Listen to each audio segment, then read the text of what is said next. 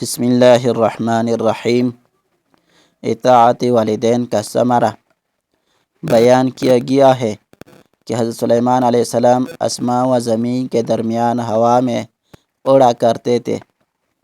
چنانچہ ایک دن جب کسی گہرے سمندر میں ان کا گزر ہوا تو دریا میں ہولناک موجیں اٹھتے دیکھ کر ہوا کے پھیل جانے کا حکم دیا اور جناتوں کو دریا میں غوطہ لگا کر نیچے کا حال معلوم کرنے کا۔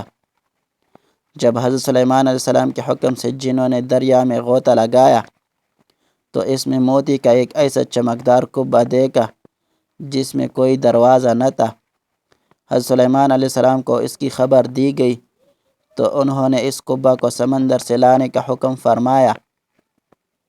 چنانچہ جنات نے اس کو سمندر سے نکال کر حضرت سلیمان علیہ السلام کے سامنے پیش کیا، جس کو دیکھ کر انہیں بہت تعجب ہوا اور اللہ تعالیٰ سے دعا کی، جس سے وہ کعبہ شق ہوا اور اس کا دروازہ کھل گیا۔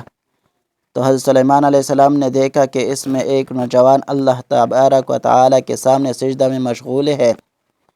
تو حضرت سلیمان علیہ السلام نے اس سے دریافت کیا کہ تم فرشتے ہو یا جن؟ تو اس نوجوان نے جواب دیا کہ میں انسان کی جنس سے ہوں۔ اس کے بعد حضرت سلیمان علیہ السلام نے دریافت فرمایا کہ آخر یہ بزرگی اور فضیلت تجھے کیوں کر حاصل ہوئی؟ اس نوجوان نے عرض کیا کہ حضرت مجھے یہ فضیلت اطاعت والدین اور ان کے ساتھ حسن سلوک کے سبب حاصل ہوئی ہے۔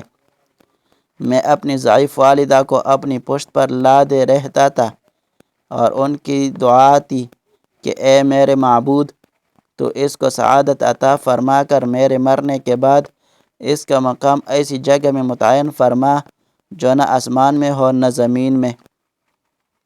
میں چنانچہ والدہ ماجدہ کے انتقال کے بعد جب میں ایک دریا کے کنارے گھوم رہا تھا تو میں نے سفید موتی کا ایک کعبہ دیکھا۔ جب میں اس کے پاس پہنچا تو اس کا دروازہ کھل گیا اور میرے اندر داخل ہونے کے بعد قدرت الہی سے خود ہی بند ہو گیا۔ مجھے نہیں معلوم کہ اب میں زمین میں ہوں یا آسمان میں ہوں یا ہوا میں۔ اللہ تعالیٰ اسی میں مجھے رزق عطا فرما دیتا ہے۔ حضرت سلیمان علیہ السلام نے دریافت کیا آخر اس میں تجھے روزی کس طرح حاصل ہوتی ہے؟ اس نے کہا جب بھوکا ہوتا ہوں تو پتھر سے ایک درخت پیدا ہوتا ہے اور اس درخت سے پھل جس میں دودھ سے زیادہ سفید، شہد سے زیادہ میٹھا اور برف سے زیادہ ٹھنڈا پانی نکلتا ہے، جس کو میں کھا پی لیتا ہوں اور میرے سیراب ہو جانے پر خود ہی وہ درخت غائب ہو جاتا ہے۔ اس کے بعد حضرت سلیمان علیہ السلام نے دریافت فرمایا آخر تم اس قعبہ میں دن اور رات میں کیوں کر امتیاز کرتے ہو؟